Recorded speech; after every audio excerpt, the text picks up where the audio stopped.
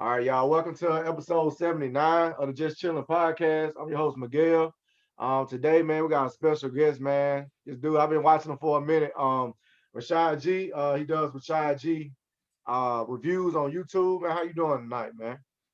All right, pretty good, bro. I appreciate you inviting me. You could have asked anybody, man, but you asked me, so it's an honor, man. Thank you. No doubt, man. Like I said, I've been watching you, man.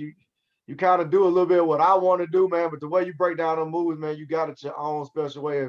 If if you never seen the movie, he pretty much can just put you in to that type of environment with his reviews of the movie. They honest. Man, the shit you did on the Lifetime movies, man, I appreciate that, man, because I didn't get a chance to finish. So much stuff was going on when the Salt Pepper and Wendy Williams movie came out, but I mean, you came through for that too, though. So I mean, I appreciate you, man, for real. Yeah, no doubt. You know where that comes from? I'm a nerd. I'm a big movie nerd, man. I can't even front. You know what I'm saying? I was talking to my pops the other day, and he regrets putting me in front of the TV screen when I was smaller because I was kind of a hyperactive kid, and my father, he's one of those fathers where, boy, here, watch a movie, sit your ass down somewhere. And that's what he did. And I've been hooked on movies ever since. And now he's like, son, I regret doing that because you're such a fucking nerd now. So I'm like, well, I don't know what you want me to say. Thank you. Yeah. What kind of movies you don't like? You come across movies you don't like, or you got a genre that you don't like? Westerns. I hate Westerns. You hate Westerns. There's only a handful of Westerns I like Young Guns and Unforgiven are cool, but other than that, I don't like Westerns. Right. What about the period pieces you like watching? We're gonna talk about Judas and the Black Messiah, but do you like those type of movies, that kind of period pieces type movies? Oh yeah, historic movies, hell yeah. Yeah. Right. I love when they're done right. You know what I'm saying? Because there's some period pieces where it's supposed to be in the 60s, but then you see a car in the background that's like 2005, and I'm like, come on, man. Yeah. Pay attention to detail. Yeah, so if a period piece is done right, I fuck with it. Yeah. So, man, I was scrolling on your page, man. You got a hell of a lot of content, man. So where did it all begin? Where did the first video come from? How did you get started with the channel? Well, I say about 2011, I started watching Jeremy Jahns and Chris Stuckman. I don't know if you ever heard of those guys. They do that. They review movies like myself, and I always listen to them, and I'm like, damn, I would love to join the conversation. You know what I mean? So for about 4 years, I wanted to have my own channel, but I just never had the balls to do it. So one night I was sipping on some tequila, and that liquid courage, when that liquid courage sets in, you're like, all right, why not? So I got my little what you call it, camera on the computer. I hit record, and I recorded my first video, which is now deleted because it was so bad. But the hardest part about YouTube, man, is just getting started. You know what I'm saying? Because you have just so many what ifs. Damn, like, what if my shit don't come out right? What if people, diss me? What if, what I'm saying? There's just so many questions going on in your head. It's real shit. You know what I mean? And the main thing is just getting started, and that's what I did. So thanks to some tequila and a little bit of courage, man, I started my channel. But yeah, it was inspired by Jeremy Jahns and Chris Stuckman. And then I started watching Double Toasted and Jody's Corner and a lot of other movie reviewers, and that inspired me. You know what I mean? Yeah, no, that's dope. Yeah. Like, oh man, I was gonna ask you something about that. It'll come back to me. About the movie reviews. Damn. What was the first movie that you did? First movie I reviewed, Logan. Logan. Yeah. That's the first thing I reviewed. I was gonna say that's what slipped my mind. You get positive reception on there. So I mean, what are the positive things you hear from people about your show? That was a question that slipped my mind. Yeah. Well, I get a lot of negative too now. I'm gonna get to that in a second, but a lot of the positives are thanks for sharing this video, thanks for being honest about this movie, because there are some YouTubers out there, not to make myself sound better than anybody, but there's some YouTubers that go with the flow, you know what I'm saying? So if you have a movie that's popular, a lot of them say the same thing, and I come into it with my own perspective, my own mind, and I'm like, listen, even though a lot of people may love this movie, if I don't like it, I'm gonna call it how I see it. Like, for example, Hereditary. I hated Hereditary, but people call it a masterpiece, a great horror movie.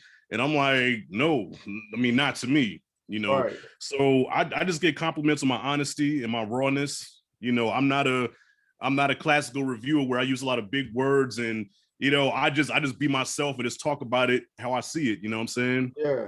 What was so bad about Hereditary? Because I ain't watched it. I thought it was fucking creepy or whatever. It was boring. It was boring. It was boring. You talk about a slow burn, like how a cigarette burns real slow. It's like that. I mean, it has some creepy imagery, but halfway through the movie, I fell asleep. Damn. I was out. A horror movie. Yeah. Yeah. Damn. And it's so funny, after the movie was over with, I was walking out and there was a white lady walking along with me, older white lady. And she was like, "Did you like that?" I said, "No." And she was like, "Well, I'm glad I'm not the only one. That movie sucked." So yeah, I wasn't the only one that disliked that movie. Yeah. Well, I guess I asked you about how the reception is for your channel, but how do you feel about, this is your art. So how do you feel about your channel as of right now? Right now, I mean, I'm my biggest critic. I mean, there's definitely room for growth. I'm not an expert by a long shot. I just continually try to get better. And when I go back and watch some of my older videos, besides my face being slimmer, I was green. I was nervous in front of the camera. So I saw the progression through the years, like, okay, I am getting better at this, but I still feel there's a lot of room for improvement. I mean, as far as my delivery, my production value, I'm trying to add more value to my shit, you know what I'm saying? Because it's my brand, so I want it to be the best that it can be. Yeah. No, I definitely went through that camera shyness as well, man. This show started out as an audio show because I just didn't want to do video. I didn't think it wasn't appealing to me. But come to find out, it's appealing to other people. People want to see you and people want to hear you as well as see you. That's just the era that we're in right now. And when I first started doing well, not doing them, they were audio, but when I first started listening to podcasts, they were just completely audio. I would just put my headphones in and listen to whatever ESPN, whatever First Take podcast or whatever was going on. And that's how I got introduced to it. And like I said, it took a lot of people to say, "Hey man, won't you, do a video too? We want to see it as well." So I definitely had, that type of growing pain with it too, as well as equipment, certain equipment you need to make the process a little easier because the shit I was bumping with last year or year before that, man, I don't even see how I put out the shit I was able to put out with that shit. That shit's crazy. I got a new laptop now, super fast. Like I'm able to do exactly what my mind is thinking of, it the same speed, man. So what kind of I say that to say what kind of growing pains has your show had? How many what kind of upgrades and shit like that you had to endure or whatever? The camera quality, I started out with the webcam. I couldn't get it out last time. I was like, damn, what the hell is that camera called again? My old age kicking in. Yeah, I started out with it with a shitty webcam that just looked terrible. Audio was bad, so I had to but it was a blessing in disguise because my laptop ended up going down, so I had to use my phone camera. And I realized that my phone camera was a better quality than the webcam. So I said, okay, I started using that. And then my phone messed up, so then I had to get another phone, which is the one I'm using now. Well, I'm using the webcam now. Right. And yeah, like you, I had to upgrade my laptop. I had to invest in a microphone, you know what I'm saying, and a light. I got a light ring, Yeah, So yeah, just but yeah, when you bump up your production value, it just adds more quality to your videos. So the O-ring, so the little ring light is valuable, then it's you like it. Oh yeah, yeah. 'Cause Amazon, I've been thinking about $36. getting me one, man. Yeah, no, that's a good investment. $36, man. It even comes with the if you record your videos with your phone, there's a little there's a tripod thing where you can put your phone in, and they has different settings, So yeah, $36 Amazon, man. It's a good investment. Right. So content wise, how do you determine what and y'all this episode it's a two fold because I want y'all to get to know Rashad G and check out his YouTube page on Rashad G Reviews. But we also gonna review Judas and Black Messiah too. But just want to get this part out the way as well. Okay. How do you decide on new content for your YouTube channel? You say you watch a movie, you be like, I'm gonna do a review on this shit, or do you just pick and choose, or does it just happen organically?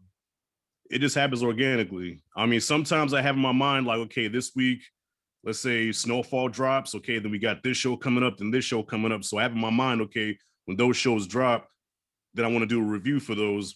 But when it comes to movies, it's almost spontaneous. You know what I'm saying? Whatever I watch, if I'm inspired to shoot a video about it, I shoot a video about it. Or I mean, because if you notice, if you go through my channel, I don't review every new movie that comes out. If something looks suspect, if something looks whack, I don't watch it. As simple as that, you know. You got some YouTubers, man, they watch everything, they review everything. I'm not that guy. I don't have money to burn like that, you know. Right. All the So time. It takes a lot of time to be wasting on some shit you ain't interested in. yeah, You know what I'm yeah. I saying? mean, I've been watching movies long enough to know what's gonna be garbage, what's not gonna be garbage, you know. So yeah, just sometimes I'll be like, you know what? I feel like watching First Blood today, and I watch First Blood to be like, all right, retro review First Blood. You know? What's a movie that you hate that every time you watch you like, I hate this movie? Besides Hereditary, you already said that. Yeah, I hated Hereditary. Movies that I hate. Oh boy, there was something I watched recently that I gave an F to. I'm trying to think of what it was. It was a trash ass movie that I gave an F to. New movie? Was it new? Nah, you know, it was an older joint. Because I do a lot of collabs with Anthony A. Perez. I don't know if you've seen our collaboration videos, but yeah, Perez, he assigns me some bullshit sometimes, and I'm like, bro, you tried me with this one. Yeah, he gave me a movie. Purpose, right? He do that shit on purpose. He do it on purpose. He likes to get my pressure up because sometimes I go in rants and I go off, and he gets a kick out of it. Yeah. But I be dead ass serious. Movies that I hate. Oh man, I mean, you already gave me Hereditary. Yeah, Hereditary. Off the top of the dome. Let's see. Oh, you know what? I watched the remake of A Nightmare on Elm Street. I have to review that one for Perez's channel. Hated that one. Yeah, I was gonna say, those new Jason, new Freddy Krueger movies, they probably suck. You know what I'm saying? Yeah. Yeah. Stuff like that. But yeah, like the remakes, yeah, I hate them. Yeah. What kind of movie? Before we finna get into the Judas and the Black Messiah, what's a movie that you love? Like, just you can't get it. You know, it got a special thing with you. You know. Oh, favorite movie of all time, Rocky 3. Rocky 3. That's Rocky one 3 of is my my favorite movies movie. too. Yeah, no doubt. Mr. T and Hulk Hogan. Got so many people in it, man. You know what's scary? I can recite that movie from beginning to end. Damn, that's good though. Damn, dude, I got you here. That's why I said it's crazy, man. Favorite Friday. Yeah. Favorite Friday. Favorite Friday movie?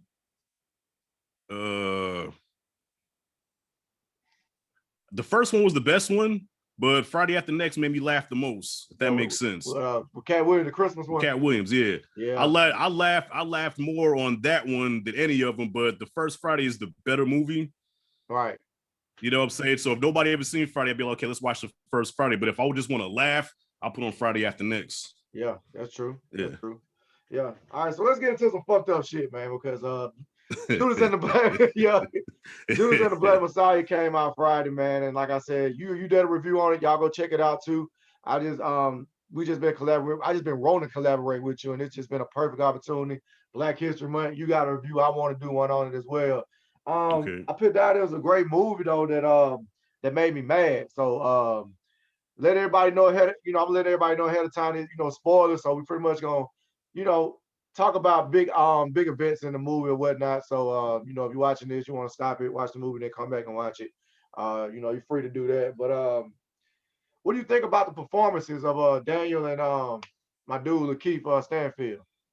Oh, everybody did their thing. Everybody. There's not one weak performance I could say in this movie. It was well directed, well acted, well shot. You know what I mean? Like the color palettes that the director used, Shaka King, I believe his name is. Yeah. This movie, it was damn near perfection, but just the subject matter is what made you mad, But on a technical level and on a performance level, on an acting level, perfection. Yeah, and I want to preface this too, because I might say some crazy shit for this over with. I know that not all white people are racist, but there are some white people in high places that are very racist, as is seen in this movie. So I mean, I know every white person ain't racist, but it's some out there though, man. Well, you got some racist black ones too now. Yeah. Oh man, you got some racist black ones against their own kind. I'm gonna say something here. That's one of the worst problems, and I think about it all the time. This is my first time speaking on this on the show, but that's like the number one worst problem we have as a fucking species is racism. That's the dumbest shit to hate somebody over is their color, their fucking skin. that's keeping us away from so many fucking advances in life, technology, fucking, you know what I'm saying? Just so much shit holding us back because that shit, and Mm-hmm. the movie, like I said, it's Black History Month. I feel like it's the perfect time to talk about some shit like this, you know what I'm saying? But Mm-hmm. that's Mm-hmm. one of the biggest issues, man, and it's crazy. It's all, I don't know, man. It made me feel like it's interstellar or some shit, like I don't know, feel like somebody made somebody fucking gave us racism and to fuck us up or to revert us into a fucking dumb species or whatever. Because I'm pretty sure other planets and universes ain't doing this shit, man. And if they is, hell, they just as dumb as we is, man, for real. Because it just holds Yeah. you back, man. I'm No, sorry, well, you dude. know what? Huh? Go I'm ahead. sorry. I'm sorry. I'm sorry. Go ahead. I didn't mean to cut you off. I watch a lot of Joe Rogan, man. This shit just be crazy, man. Just to think about this shit, man. Yeah.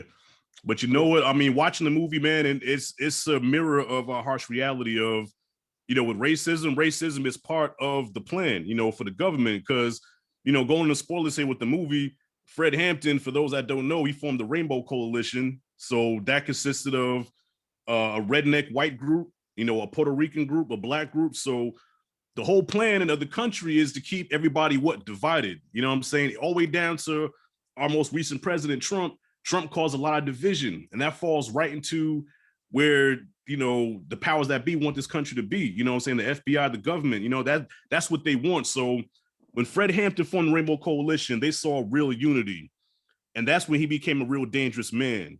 When right, he, when he endorsed unity, and the same reason they killed Malcolm. When Malcolm was spitting, the white man is a devil this and the white man's a devil that, they didn't care because it fell into the plan. But the moment Malcolm went to Mecca and came back on some, you know what? Let's all of us unite. Now we got to kill him. And that's yeah, what they did to Fred Hampton, yeah, and the sad thing is, man, they had to use one of our own to do it. And if it wasn't him, it'd have been somebody else. They would have picked yeah, another brother and did yeah, that. yeah. That's his own demise. I mean, he was about it. I felt like he was a perfect mix. That's why I mean I got this in my notes and shit, but I feel like Mm, he should be right there with Malcolm and Martin because mentioned it's kind of a lesser story, and I don't understand why it's not his story is not as widely known as the other two figures, but mm, he was just as loving as Martin and just as fucking firm as Malcolm, you know what I'm saying? mm-hmm. So you could definitely see the influence in them two in that movie, man. And it was beautiful to watch because we got to learn as a group, you know what I'm saying, about him. And like I said, I've heard about him before. I watched the Tupac documentary where he was a big Mm-hmm. influence on Tupac's life. So I knew of Fred Hampton. I just didn't know his full story, man. Yeah, well, I think it is too. I think because of how young he was, he didn't have a lot of time. Like Martin and Malcolm, they've been in the game for a minute. Fred Hampton hasn't been doing this long.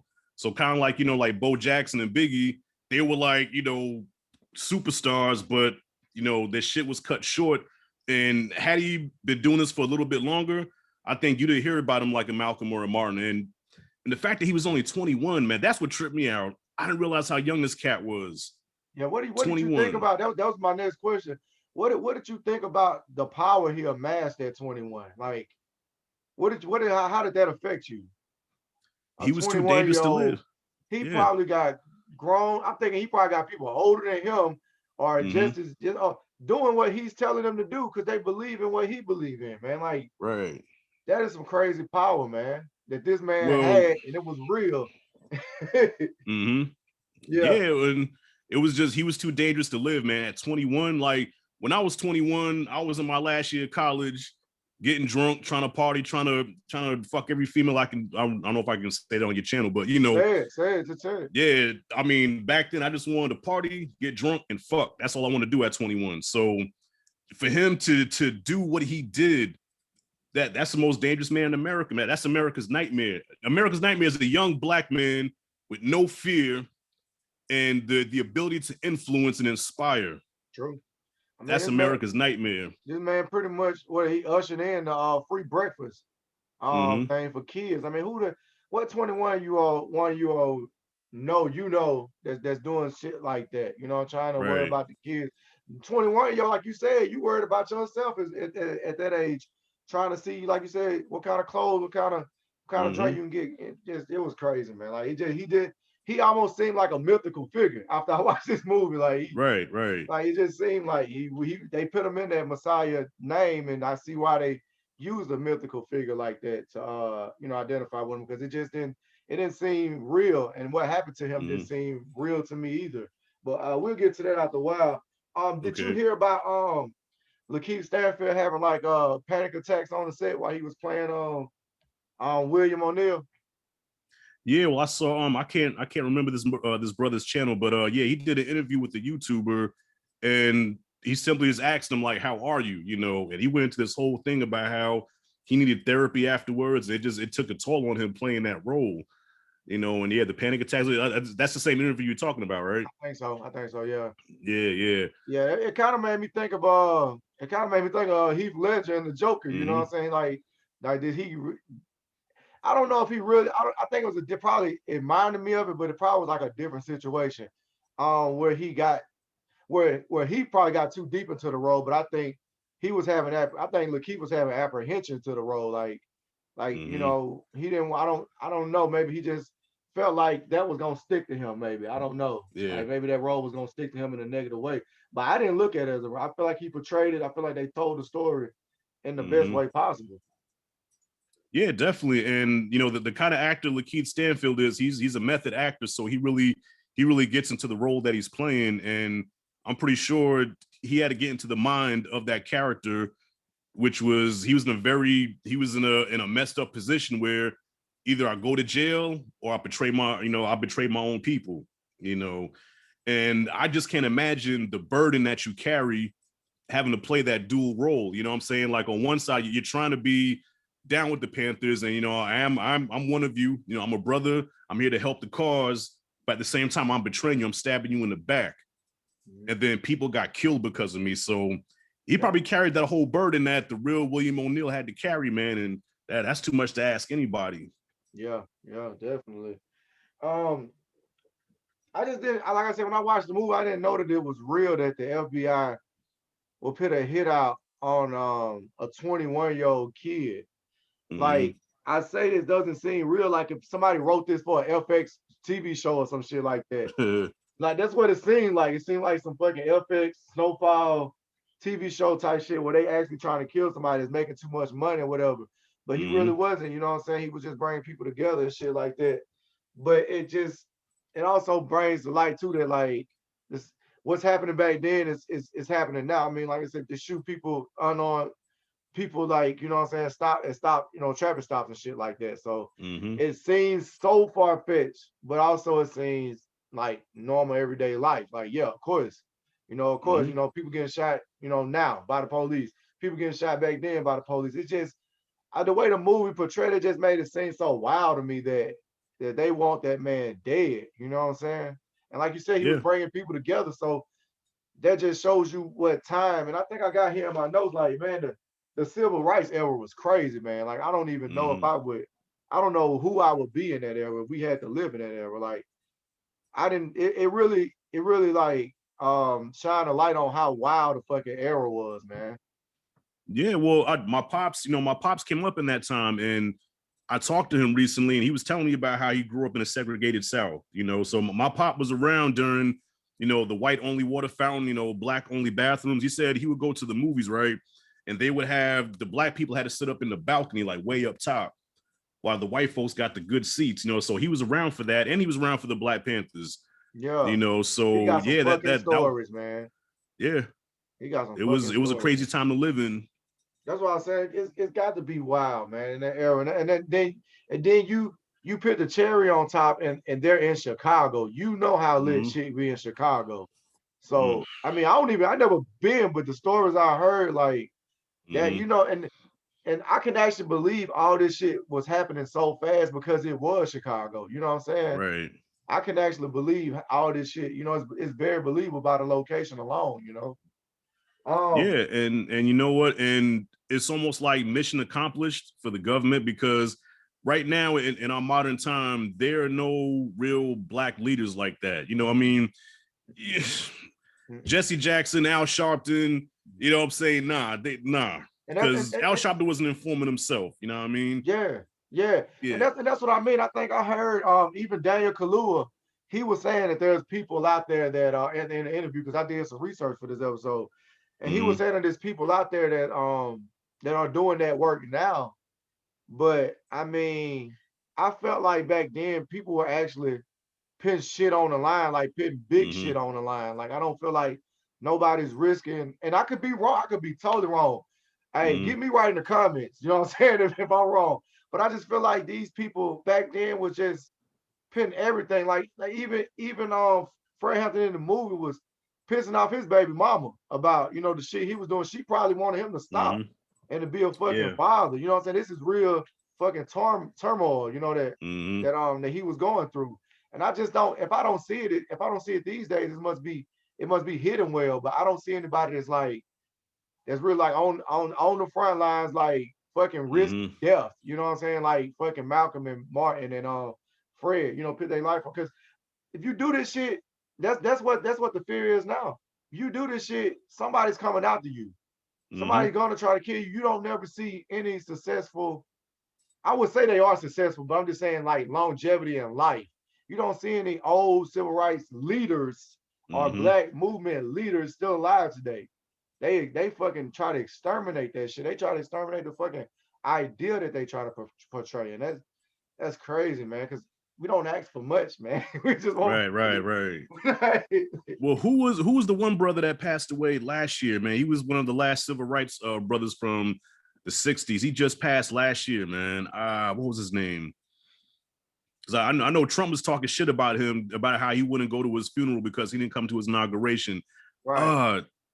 Yeah, anybody watches, man, leave in the comments, man. What's the civil rights leader name? He passed away last year. I think I remember what you talking. I think I know who you're talking about, but I don't know his name though. I forgot his name. Yeah. But it was. But if you notice, in the movie, you can, even though you can see how heroic Fred Hampton was, but then you can see the holes in his game also, where he did show his age, because he was saying some extreme shit, like a good pig is a dead pig. So he was, you know what I'm saying? He was promoting killing police, blowing shit up. And then if you remember the scene where William, when the character of William came, he had the explosive in his car. He was like, look, let's blow all these motherfuckers up. Let's do what you said we're supposed to do. And he was like, are you crazy? He's like, we're not blowing shit up. Like, what the fuck is wrong with you? You know, which worked out for him because he was wearing a wire the whole time. Yeah. He wanted them to, you know, he wanted to try to trap him in that scene right there. Right. But what I was gonna say, shit. No, I got it. The thing is that he was willing to do, you know, the thing is they found the FBI, they found somebody in William O'Neal that was only serving like 6 years, you know what I'm saying? Basically what was facing 6 years to fucking take down a whole system, you know what I'm saying? That is wild, because it shows you the difference between the two guys in that movie. Because when it came up to Fred to do his time, because I think he was facing 5 or 6 years. Yeah. And he was just talking about how he finna do his time, and when he come out, what he gonna do. But the other guy, he was like, no, I'm not doing any time. What do I need to do? I mean, of course, Fred wasn't offered an ultimatum, but I don't think he would have took it if he was offered one. It was just another great depiction of the two men.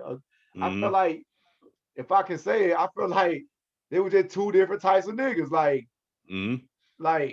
William was one type, and my dude Fred was a real nigga. I'm finna sit down and do my time, and when I get out, y'all gonna run this shit till I get out. And when I get out, we gonna resume. I just felt like they just found a coward, a weak dude, just to really, like, you know, put that time on him and scare him with the time. You know what I'm saying? You know, he would, and they knew that, and they knew that when they did, he would have been fine in jail. Yeah, you know what I'm saying? Panthers would have took care of him in jail, but he didn't want to do the time. But you know what? The FBI knew that, because remember, he went through a whole interview process of, you know, hey, was you upset when Dr. King got killed? You know, well, how do you feel about black people? You know, because trust me, if he had the mentality, that was an interview process, right? That was an interview process. You know what I'm saying? Yeah. So he tried to say, okay, well, what kind of nigga am I dealing with? Yeah. So had he interviewed somebody like Fred Hampton, he'd been like, nah, Nah, we can't do he him. won't snitch, Yeah, he like, shit, go sit me down. Go on you finna sit know, down. I you know what I'm love that. saying? I love the way the director, like you said, Shaka just, I mean, I felt like that Mm, was a layer right there. I feel like that was a layer right there where you was able to, they was able to size up each dude right there and as a viewer of that movie. mm-hmm. What else to get to? The same thing happening. Yeah, I already hit that. Favorite scene, man. Mm. Favorite scene in the movie was the speech that he gave later on, which I can't remember everything that was said, but I just remember the whole, I am a revolutionary. I am a revolutionary. That whole speech gave me like goosebumps. Yeah, I love yeah. that. Love that speech. My favorite one. I have something to say after that too. My favorite scene was when this is show you, like you said, how brave he was, man. He went to the Crown's headquarters and he went to the club as well. I think he met the Crowns in the club too. He went to these hard ass, thug ass niggas talking about free breakfast for the Mm-hmm. kids. And he Mm-hmm. was talking about what he planned for. You know what I'm saying? I love that, man, because it just showed you how little fear the dude really had and how much he believed in himself and what he was doing was right. He even got the Right. respect of the leader at the end for real, man. And I feel like that was shot well too, just his whole scene, man. And on low key, I told my wife this. I said, he one of my favorite actors anyways, on Daniel Kaluuya, just because Oh yeah. he got a lot of range, man. He even picked up weight for Mm-hmm. this role. You know what I'm Yeah. saying? He's a Brit. You know what I'm saying? He changed his voice around. Even though my wife didn't like it, she said, he didn't sound like Fred Hampton, but I said I feel like he still embodied what it meant Mm-hmm. to be him, though. You know what I'm saying? It's rough trying to get somebody's, voice, you know what I'm saying? Especially if you can't sit down with the person and talk to them. I feel like that's the best way to pick up on somebody's mannerisms or whatever. So he's Oh yeah. dead, and this is what we got, you know what I'm saying?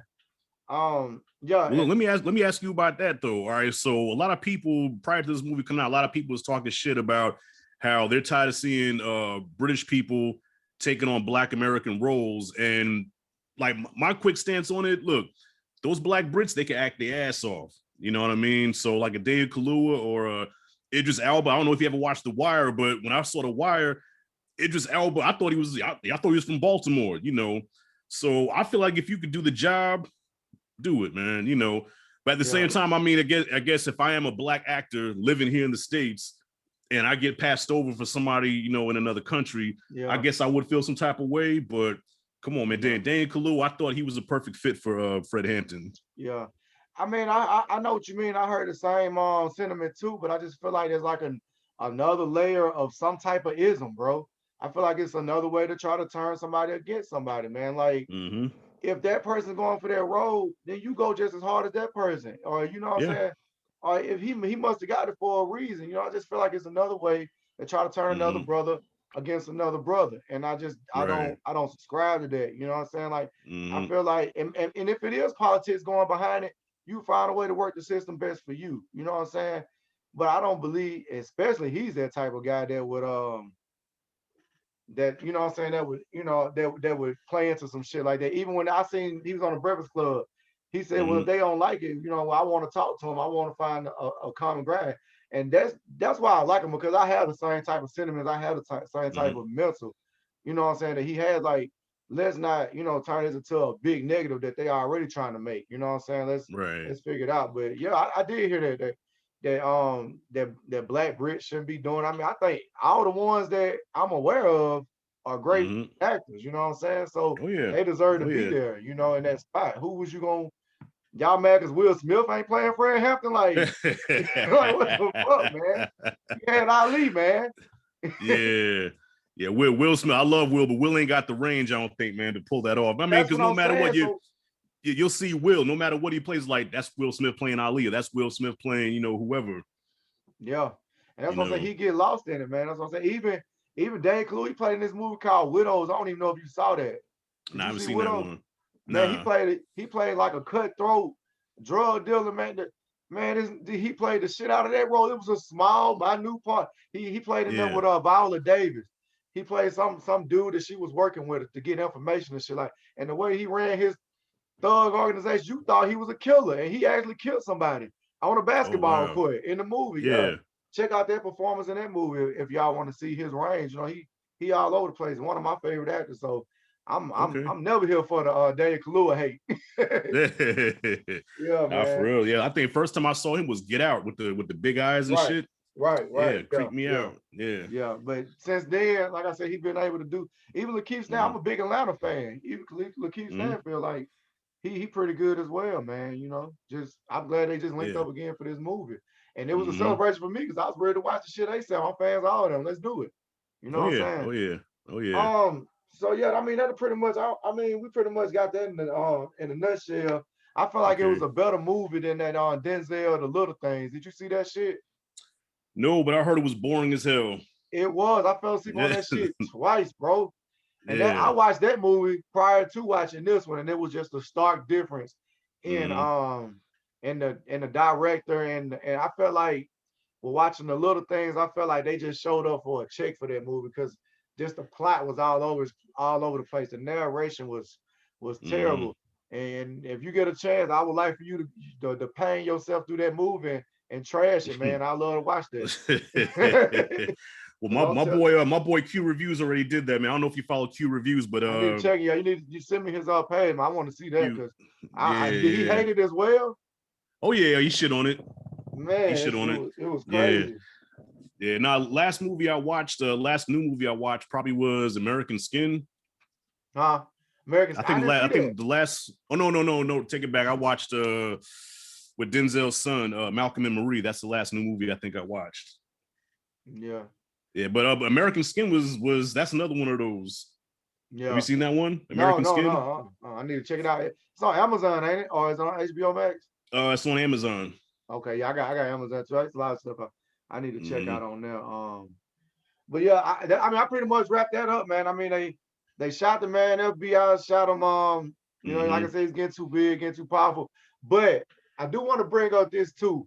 I feel Mm-hmm. like if that girl, you know, when she had to shoot out the police, when them motherfuckers was out there drinking beers on their block, like that Mm-hmm. shit was crazy. Never Yeah. seen no shit like that before. Nah.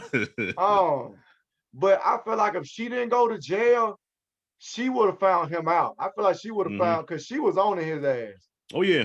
Yeah. I feel like she was probably the Her and the only one guy person. too. The one Yeah, guy her that and was what's in, huh? mm-hmm. The one guy that was with the crowns. Right. Yeah, Right. she was with Fred Hampton though. You know what I'm Mm-hmm. saying? On nonstop. You know what I'm saying? I feel like if Yeah. she wanted to know went to jail, she would have picked up on him because, like I said, he was a little sloppy with his game too though. And my Mm-hmm. wife said after the movie, she said, "Oh, this shit for a gas station, man." Yeah. You know what I'm saying? Yeah. And if you remember there was another sellout too. The guy that worked in the hospital, he was the janitor that worked at the hospital when they killed your boy. Yeah. And remember, Jake went it. remember, yeah, Jake or remember the something. friend.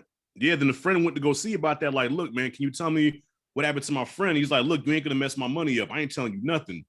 And when he saw the gun, what's the first thing he did? He called the police, sold the man out. Yeah. You Yeah. know? Yeah. And I definitely want to hit the William O'Neill tough stuff too by the end. Mm-hmm. About him.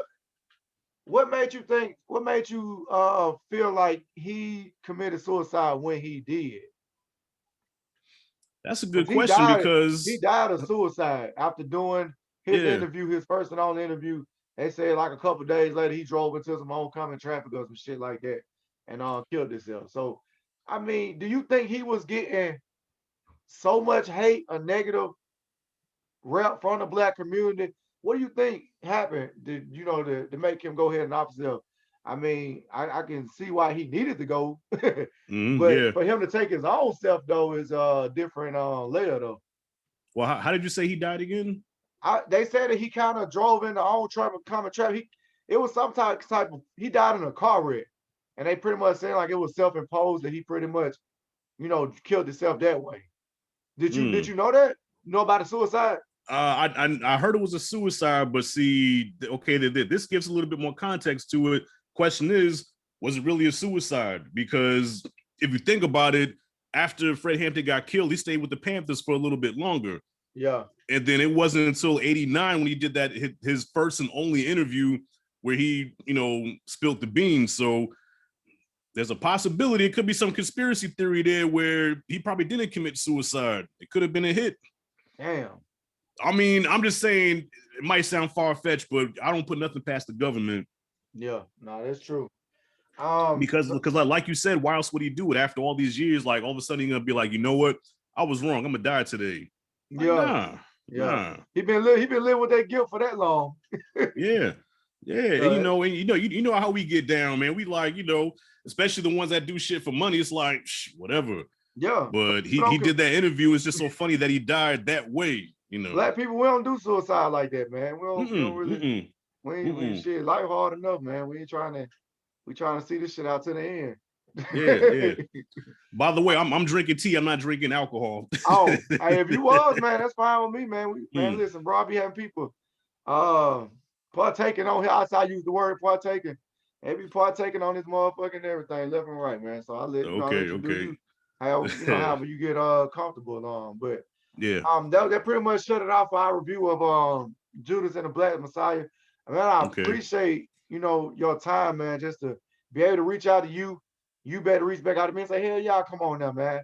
That mean a lot to me, with the show and everything, man, for sure, dude. Like so many levels, I appreciate your time, man, for real. Oh, nah, listen, like I said, I'm a nerd, man. So I could talk movies and I could talk, movies and pop culture all day, Yeah, I feel like people gonna watch it and enjoy it as well.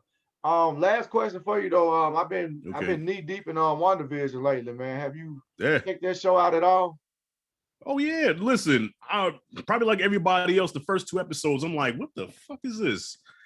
But within those 2 episodes, you would see little things like, all right, something is not quite right here. And then by episode 3, you're like, aha.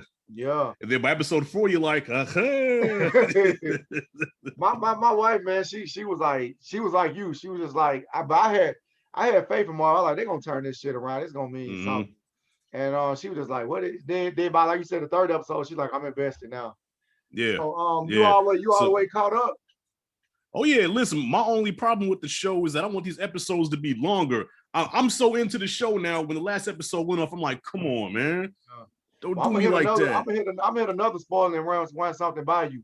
I don't think that Pietro is Pietro. I think he's somebody playing Pietro. Do you think that as well? Yeah, the theory is it's supposed to be Mephisto or this cat named Nightmare, who's one of Doctor Strange's villains. So the theory is that it's supposed to tie into Doctor Strange, Multiverse of Madness. Right. So it's either one of the two. It's either Mephisto or Nightmare. Right. But it's crazy that they got Evan Peters to do that though. Yeah. Because people know him as Quicksilver, so I guess he could just use that as a way in, as a foot in or whatever. It's creative how they did that though. Well, I don't know about you, but first thing I thought of when I saw him, I said, "Oh, so we're doing that. So can we see Hugh Jackman?" That's the first thing I thought of. I want him to do an MCU Wolverine movie, man. But whoever picks that up, man, they said Tom. They looking at Tom Hardy right now to pick it up. Nah, he's Venom already. He's Venom, and he played Bane. Yeah. So nah. Yeah, man.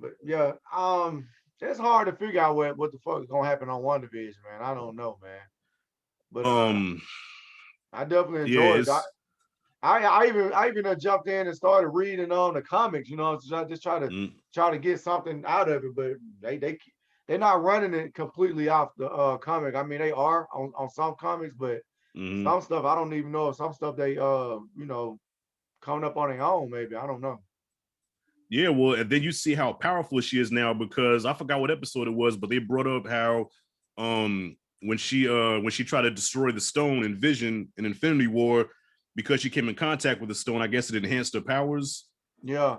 So she's a lot more powerful now than she was in Infinity War. Yeah. And the fact that they brought up how she almost took out Thanos, you know what I mean? I'm super hyped for MCU X-Men movie, man. I feel like Fox never did that Dark Phoenix role, that Dark Phoenix story right. That's a dope ass story, and it needs to be done right. Like the first time they didn't do it right, I feel like they kind of rushed it the first time. I definitely feel like they rushed it the second time, and I'm hoping like they might do it again and do it better with the MCU this time, because Fox just dropped the ball on that. They could have made a ton of money by just putting together a good story. Yeah. Well, the Dark Phoenix saga should be 2 or 3 movies. You know, where Fox messed up is that they try to condense everything into one film, and that's like one of the most, you know, well-known Biggest popular stories yeah. in X-Men. Yeah, so I think you need 2 or 3 movies to tell it right. It needs its own trilogy, I think. Yeah, definitely. You know, yeah. Before we get you out of here, man, I need your expectations for Coming to America too, because I feel like they should have never did this shit. Oh, listen, I love Eddie. I grew up on Eddie. You know, I curse like a sailor because of Eddie. You know what I'm saying? I grew up in the Eddie Murphy era, man. So I root for him in everything he does. Okay. You know, even Pluto Nash, I was like, Eddie, I want you to win. Pluto Nash was trash, but I root for Eddie every time. So expectations, I expect a funny movie. I don't expect it to be as funny as the first one because the first one is so iconic. You're never gonna top that. But I feel like it's gonna be a funny movie that people are gonna enjoy. Okay. You don't think it's gonna be a money grab and then like that? Nah. Because your boy Craig Brewer was behind it. And Craig Brewer, he did Dolomite Is My Name, which came out, you know what I mean? That was my favorite movie of 2019, you know. So, and he also did Hustle and Flow and Black Snake Moan. So Craig Brewer, he takes this shit seriously. Okay. You know. All right. Well, like I said, man, I appreciate you coming through, giving me your time, man. I hope we can do this again next time. When, you know, a crazy movie come out that I need you here for, man. But I hope we do it again, man. You know what I'm saying? All right, now I appreciate you having me, man. It was a lot of fun. Page, man. Shout out to YouTube page. Oh yeah, Rashad G Reviews. I talk movies, politics sometimes, and just whatever the hell I want to talk about. So if you want to hear me ramble about some things or just hear my little 2 cents on stuff, come check me out, Rashad G Reviews.